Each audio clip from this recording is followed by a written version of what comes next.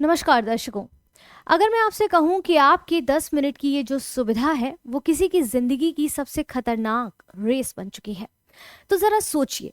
आप जो मोबाइल पर ये ऑर्डर करते हैं ना, जैसा कि आप स्क्रीन पर देख पा रहे हैं, आप जब मोबाइल पर ये छोटे मोटे ऑर्डर करते हैं और शहर की ये जो सड़कों पर एक इंसान घड़ी के बिल्कुल खिलाफ दौड़कर ये कम समय में सही समय पर आपके पास जो ये ऑर्डर उपलब्ध कराता है, ये आज के शहरी भारत में speed is equal to success का जो है रेट बन चुका है। और आप देखेंगे कि कैसे 10 मिनट में खाना, 10 मिनट में ग्रॉसरी, 10 मिनट में वो सब कुछ उपलब्ध करा दिया जाता है। लेकिन सवाल ये है कि ये क्या सिर्फ शहर उपभोक्ताओं के लिए है?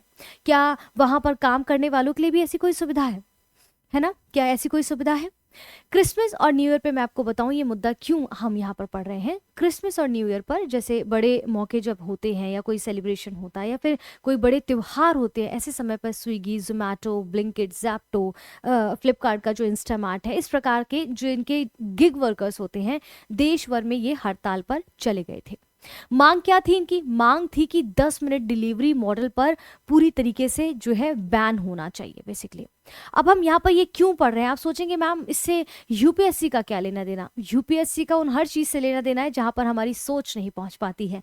तो यूपीएससी के सिलेबस के साथ अगर हम लिंक करते हैं तो यहां से ही शुरू होता है आज का हमारा लेक्चर, क्योंकि ये मुद्दा सिर्फ ये ब्लिंकिट, ज़ैप्टो और इन तक नहीं है।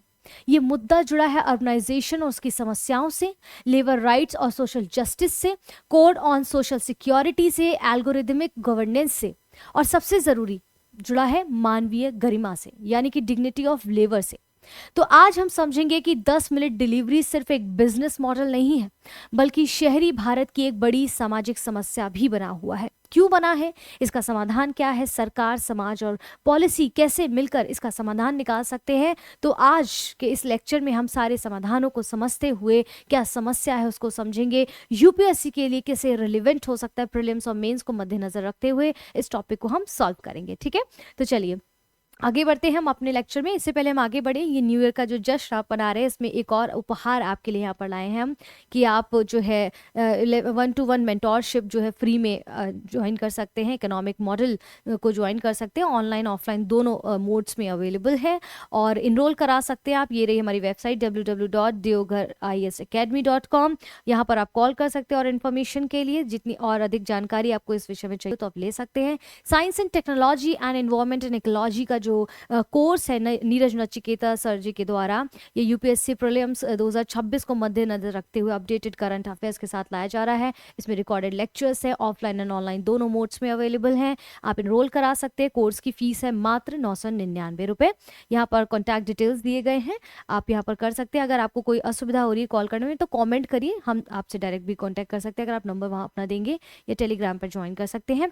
फिलहाल मैंने जैसा कि कहा कि यहाँ पर हम शहरीकरण में होने वाले ये जो समस्या है जिसको हम हमेशा से इग्नोर करते थे। देखिए, हम मजदूरों की बात करते हैं, ठीक है, हम डिलीवरी जो है लेबर की बात करते हैं, लेकिन हमेशा गिग वर्कर्स को हम साइडलाइन कर देते हैं। आज हम समझेंगे कि क्विक कॉमर्स क्या होता है, गिग वर्कर्स क्या होते हैं, इन सारी टर्म्स को समझेंगे तो क्लैरिटी ज़्यादा आएगी। ठीक है, तो स्विगी, जोमेटो, ब्लिंकिट और ज़ैप्टो जैसे प्लेटफॉर्म पर काम करने वाले लोगों ने न्यू ईयर क्रिसमस के समय पे भी हड़ताल की, मुख्य मांग की कि 10 मिनट की जो डिलीवरी का ये जो कॉन्सेप्ट है ना, ये बंद होना चाहिए, पूरी तरीके से प्रतिबंध होना चाहिए। वह इतना भी क्या है, आप समझ रहे हैं।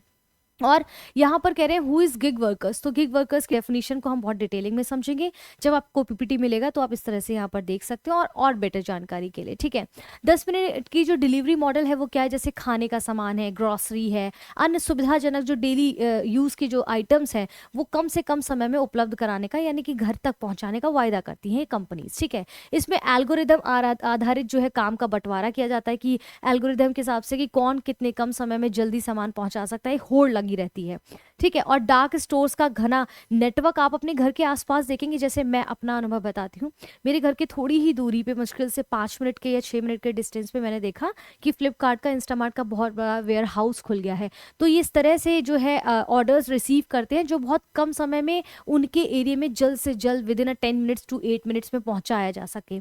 ठीक है, इससे क्या होता है, कंपनी को तो फायदा होता है क्योंकि हम हम ऑर्डर करेंगे उस कंपनी से जो हमें कम टाइम में डिलीवरी कराते हैं, लेकिन जो गिग वर्कर्स होते हैं, जो वहाँ पर काम करने वाले लोग हैं, उनसे पूछिए क्या उनके लिए कितना असुविधाजनक ये चीज़ है। ठीक है, रियल टाइम ट्रैकिंग की जाती है और समय के आधार पर बोनस और पेनल्टी शामिल होती है। अगर आपने कम समय में या सही समय पर कर दिया तो आपको बोनस मिलेगा, और आपने अगर टाइम से ड्यू कर दिया, टाइम को ओवर कर दिया, तो आपको उसकी पेनल्टी देनी पड़ेगी। यानी कि जो गिग वर्कर्स हैं उनके लिए बात की जा रही है। तो डिलीवरी पार्टनर्स की कमाई जो है सीधे समय से लक्ष्य से जुड़ी हुई है। ठीक है, अगर आपने समय से दे दिया, लक्ष्य भेज दिया, तो भाई आप जो है यहाँ पर बोनस के प्राप्त कर पाएंगे, बोनस प्राप्त करता होंगे। तो कहीं ना कहीं आप देखेंगे ना कि कितना मुश्किल चीज़ है ये, कि हर वक्त, और ऐसा नहीं कि दिन में कुछ ही डिलीवरीज करनी, निरंतर करना है, निरंतर करना है, चंद पैसों के लिए, कुछ चंद सैलरी के लिए। ठीक है, 10 मिनट डिलीवरी से जुड़े ट्रेंड्स अगर आप देखेंगे अपने आसपास, तो 2021 के बाद क्विक कॉमर्स प्लेटफॉर्म में तेजी से विस्तार देखा गया।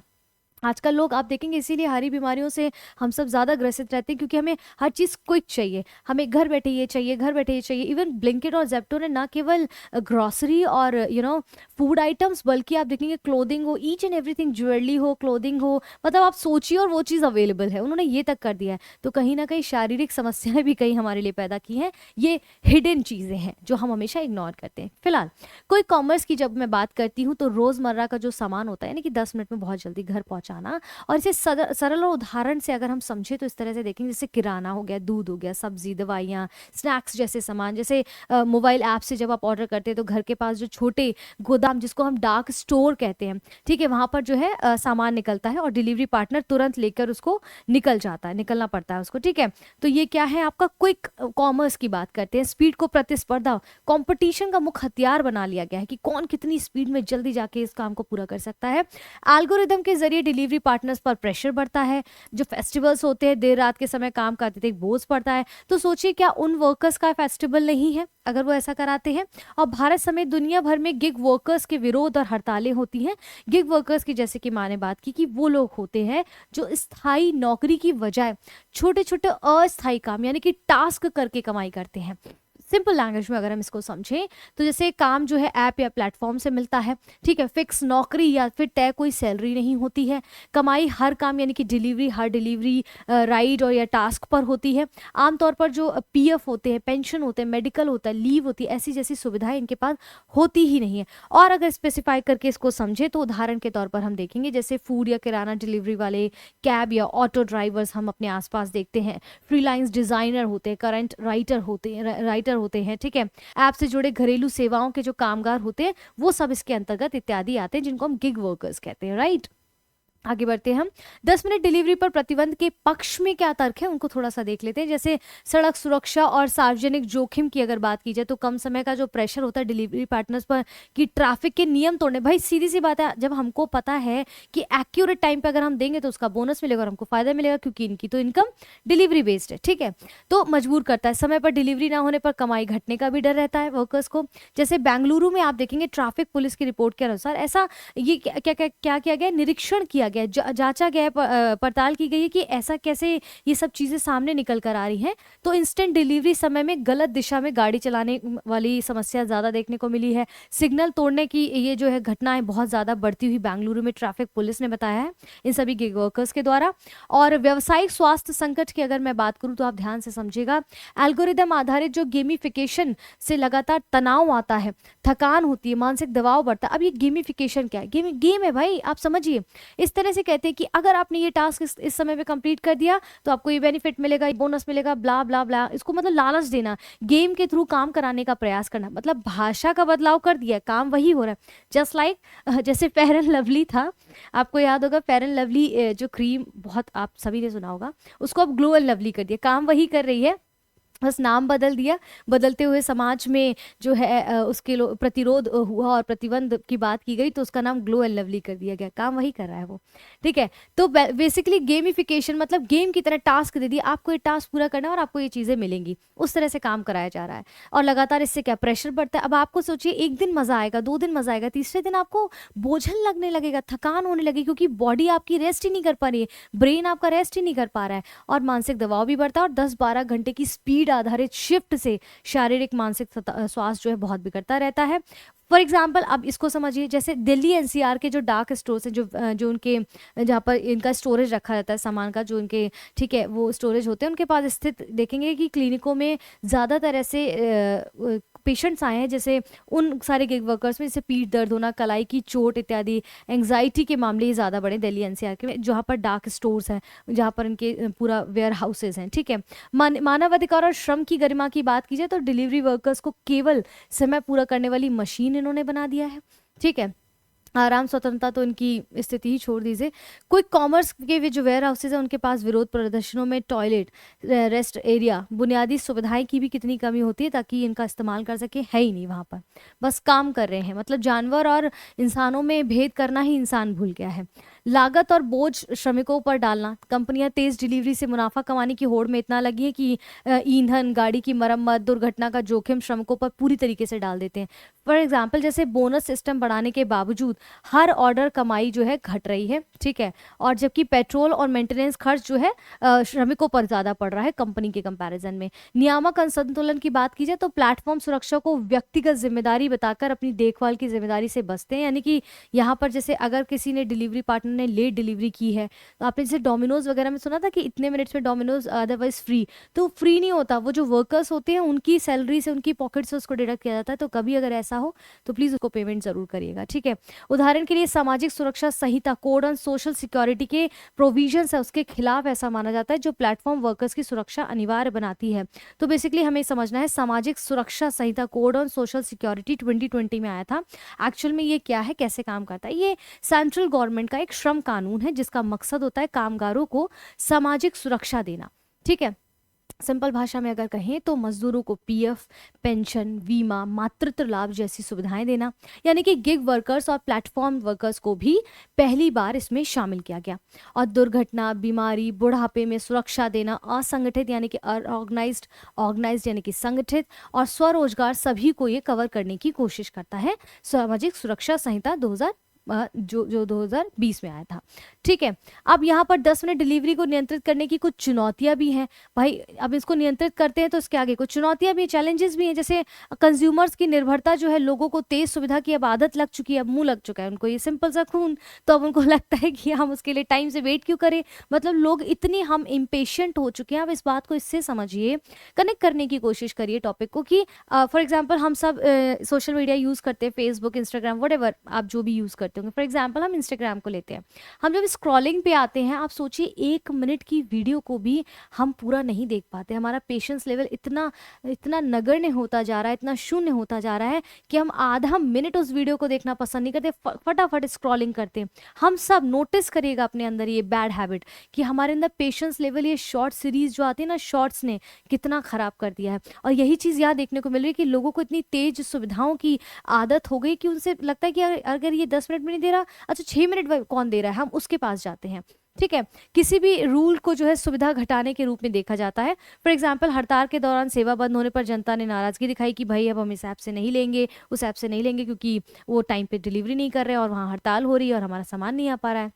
एल्गोरिदम की जो अपारदर्शिता है, पारदर्शिता नहीं अपारदर्शिता है, यानी कि जुर्माने सीधे नहीं दिखते हैं बल्कि ऑर्डर कम देकर सजा दी जाती है उनको। अच्छा, इस तरह से भी चीज़ें उनके साथ होती हैं कि भाई अगर उन्हें टाइम पे चीज़ें नहीं पहुंचाई तो ऑर्डर कम दिया जाएगा, क्योंकि उनका तो सैलरी क्या है, ऑर्डर बेस्ड है, राइट। उदाहरण के लिए धीमे राइडर्स को शेडो बैन कर दिया जाता है जिसका कोई लिखित रिकॉर्ड भी नहीं होता। भाई ये मेंटल टॉर्चर नहीं तो क्या है, नीति का दुरुपयोग। यानी कि अलग अलग राज्यों में अलग अलग रूल्स होते हैं गिग वर्कर्स के लिए। कंपनियां कमजोर नियम वाले राज्यों में ज़्यादा काम करना पसंद करती ताकि उनको प्रेशर ना फील हो। जैसे राजस्थान में गिग वर्कर्स कानून है, जबकि कई राज्यों में कोई इसका स्ट्रक्चर ही नहीं दिया गया है। आय बनाम सुरक्षा का द्वंद अगर बात की जाए तो स्पीड घटने से कमाई घटने का डर गिग वर्कर्स में रहता है, इसलिए कई वर्कर्स भी प्रतिबंध का खुलकर समर्थन नहीं कर पाते हैं। और बिजनेस मॉडल में चालाकी की बात की जाए तो नाम बदल दिया जाता है, दबाव वही रहता है। फॉर एग्जाम्पल जैसे 10 मिनट में डिलीवरी का जो एक टैगलाइन था उसको हटा के क्या कर दिया, फास्टेस्ट या प्रायोरिटी डिलीवरी। सोचिए वही glow and lovely and fair and lovely वाला, जैसा कि मैं आपको बता रही थी। ठीक है, अब यहाँ पर यूपीएससी के लिए ये टॉपिक क्यों इंपॉर्टेंट है जो हमें समझना है। सिर्फ प्रीलिम्स की अगर बात करें तो यूपीएससी सीधे या फिर इनडायरेक्टली ऐसे फैक्ट्स पूछ लेता है। फॉर एग्जाम्पल जैसे यहाँ पर आप देखेंगे gig economy and platform workers क्या होते हैं, कोड ऑन सोशल सिक्योरिटी 2020 क्या है, इसके स्टेटमेंट्स के दौर पर आपसे पूछ सकता है। अर्बनाइजेशन से जुड़ी जो समस्या है उसके अंदर भी आप इस तरह के टॉपिक को समझ सकते हैं, नॉट इवन प्रीलिम्स के लिए, इवन मेंस के लिए भी। ठीक है, एल्गोरिथमिक और मैनेजमेंट क्या है, कोई कॉमर्स एंड डार्क स्टोर्स क्या, कोई कॉमर्स एंड डार्क स्टोर्स क्या होते हैं, इस तरह से प्रश्न पूछ सकता है इन पे एमसीक्यूज देकर। अब पेपर 1 जो इंडियन सोसाइटी एंड अर्बनाइजेशन की बात करता है, इंडियन सोसाइटी भारतीय समाज का तो हिस्सा है ना, तो यहाँ पर क्या है कि शहरों में अत्यधिक रफ्तार वाली जीवन शैली, अर्बनाइजेशन से जुड़ी जो समस्या है जैसे ट्रैफिक, दुर्घटना, सार्वजनिक सुरक्षा, शहरी सुविधाओं का बोझ गरीब श्रमिकों पर ज़्यादा पड़ता है, तभी वो शहरों में अमीर जो है अमीर बने हैं और अपनी सुविधाओं का जो है लाभ उठा रहे हैं। सोशल इम्पैक्ट की अगर मैं बात करूँ तो सुविधा आधारित समाज, असमानता, कंज्यूमर वर्सेस वर्कर्स की जो असमानता है वो हमें बहुत अच्छे से देखने को मिलती है। शहरी अनौपचारिक श्रम, इनफॉर्मल लेबर, जो हम जिसको लेबर के रूप में देखते ही नहीं, बस शोषण करते हैं और बहुत भद्दी तरीके से भी उनसे बात करने का प्रयास करते हैं। ये जीएस पेपर 1 में इंडियन सोसाइटी ऑर्गेनाइजेशन के अंतर्गत आप इन चीज़ों को समझ सकते हैं। Paper 2 governance and social justice which is very important, this is also my subject. और ये टॉपिक जो है बहुत स्ट्रॉन्ग है क्योंकि गवर्नेंस इश्यूज हम ज़्यादातर देखते हैं। रेगुलेशन ऑफ डिजिटल प्लेटफॉर्म्स होना चाहिए, स्टेट की responsibilities versus market force, labour rights of gig workers, social justice angle अगर हम इसमें देखें तो dignity of labour, safe working conditions article 21 के अंतर्गत आता है। Social security for vulnerable workers की बात करते हैं। थर्ड आता है कॉन्स्टिट्यूशन एंड लॉ लिंक, इसको कॉन्स्टिट्यूशन संविधान और कानून के साथ लिंकेज करके भी हम बता सकते हैं, जैसे article 21 right to life, safe work की बात करता है। ठीक है, code on social security 2020 welfare of unorganised workers की बात करता है। जीएस पेपर 2 के अंतर्गत आपके ये सारे टॉपिक्स आते हैं जिसको हम मेंस के साथ कनेक्ट करके समझ सकते हैं। इकोनॉमी, बट ऑब्वियस सी बात है टेक्नोलॉजी, इंटरनल सिक्योरिटी की भी बात होती है, तो गिग इकोनॉमी का अनियंत्रित विस्तार जो हम देख रहे हैं, जैसा कि हमने देखा, प्रॉफिट प्राइवेटाइज्ड और रिस्क सोशलाइज्ड हो गया है। और एक इनकम इनसिक्योरिटी की जो हम गिग वर्कर्स के अंतर्गत उनके साथ जो व्यवहार होता है उसको देखते हैं। तो ये सारी चीज़ें क्या है हमें बताती हैं कि कैसे इस टॉपिक को हम अपने मेंस के दौरान अगर इस प्रकार का कोई टॉपिक आता है तो उसके साथ कनेक्ट करके भी हम, चाहे वो ऐसे राइटिंग हो चाहे वो एथिक्स हो, एथिक्स में भी आप इस टॉपिक को आसानी से डाल सकते हैं। ठीक है, इसके बाद हम यहाँ पर देखते हैं कि इस एक प्रश्न छोटा सा कर लेते हैं। एमसीक्यू है कि 10 मिनट डिलीवरी मॉडल के संदर्भ में निम्नलिखित कथनों पर हमें विचार करना है। पहला कथन है ये मॉडल एल्गोरिदम आधारित कार्य वितरण और समय आधारित प्रोत्साहन पर निर्भर करता है। किस पर? मॉडल एल्गोरिदम आधारित कार्य वितरण और समय आधारित प्रोत्साहन पर निर्भर करता है। इसमें डिलीवरी पार्टनर्स को नियमित कर्मचारी यानी कि रेगुलर एम्प्लॉयज का दर्जा दिया जाता है। इसमें तेज डिलीवरी, समय लक्ष्य, सड़क सुरक्षा जोखिम बढ़ सकता है। और उपरोक्त कथनों में से कौन से कथन सही हैं? केवल 1 और 2, 1 और 3, 2 और 3, 1, 2 और 3। तो इस प्रश्न का सही उत्तर क्या होगा बताइए? पॉज करके वीडियो को आंसर जरूर लिखिएगा। इस प्रश्न का उत्तर आपका हो जाएगा ऑप्शन बी, यानी कि पहला तीसरा यहाँ पर ठीक है, क्योंकि दूसरा डिलीवरी पार्टनर्स को नियमित कर्मचारी, रेगुलर एम्प्लॉयज का दर्जा कहाँ दिया जाता है उनको, आपने देखा ही अभी मैंने पढ़ाया। ठीक है, ऑप्शन बी करेक्ट हो जाता है। एल्गोरिदम और समय लक्ष्य आधारित मॉडल है, दूसरा गलत था क्योंकि डिलीवरी पार्टनर को गिग वर्कर माना जाता है और टाइम का प्रेशर से सड़क सुरक्षा के जोखिम बढ़ जाते हैं। तो यहाँ पर हमने इन सारी चीज़ों को समझा। आई होप आपको चीज़ें सारी समझ आई होंगी और यहाँ पर जो है इसी प्रकार से निरंतर देवगढ़ आईएएस के साथ जुड़े रहें। और आपको टॉपिक समझ आ रहे हैं तो प्लीज़ कमेंट में ज़रूर बताएं आपको कैसा लग रहा है। कोई और विषय पर आप जो है पढ़ना चाहते हैं, कुछ भी आपके मन में इच्छा है या अपनी कुछ डिज़ायर है जो आपको बताना चाहिए कि भाई हमें ये सब्जेक्ट पढ़ना है या ये इस टॉपिक पर डिस्कशन चाहिए, तो ज़रूर कमेंट करिएगा। वीडियो को लाइक करें, चैनल को सब्सक्राइब करना बिल्कुल मत भूलिएगा ताकि टाइमली आपको नोटिफिकेशन मिलता रहे। फिलहाल के लिए इस वीडियो को यहाँ पर समाप्त करते हैं। जल्द मिलते हैं कल एक और नए टॉपिक के साथ, तब तक के लिए धन्यवाद।